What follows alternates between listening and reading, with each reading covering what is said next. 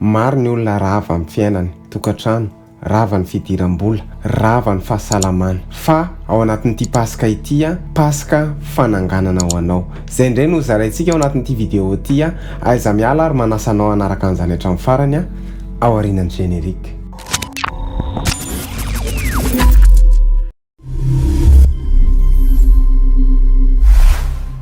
Faly miarabantsika rehetra tompoko natratra ny paska fananganana. Ipaka amin'ny fiainanao zao paska izao. Lioka toko faefatra amby roapolo andininy fahaenina. Tsy anto intsony izy fa efa nitsangana. Ny dikan'ny paska dia paska fananganana. Jesosy maty noho ny fahotantsika dia nitsangana tamin'ny maty izy tamin'ny andro fahatelo. Nitsangana tamin'ny maty Jesosy mba hanangana ny fiainantsika.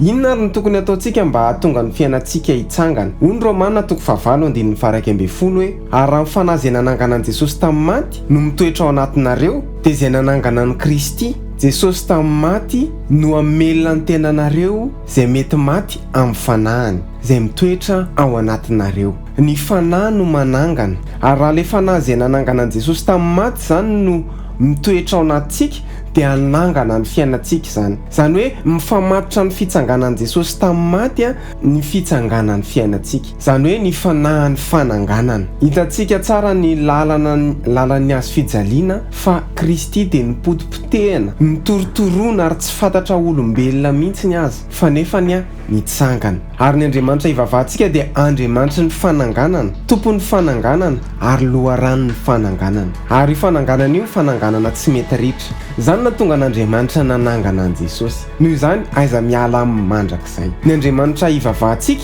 dia tompon'ny fananganana, mpanjakan'ny fananganana, rain'ny fananganana, ary manan-karena fananganana, izy ny loharanon'ny fananganana. Mety matsiaro tena rava angambany ianao, rava ny fiainanao, rava ny fahasalamanao, rava ny tokatranonao, fa ny Andriamanitra hivavahantsika manan-karena fananganana. Tsara ny manana diplôma, tsara ny manana asa, fa tsy afaka hanangana ny fiainantsika izany. Satria misy olona tena hoe spécialité-any mihitsy ny misitina fiainan'olona, manala baraka fiainan'olona, ary mety efa nalain'olona baraka tato amin'ny Facebook ianao.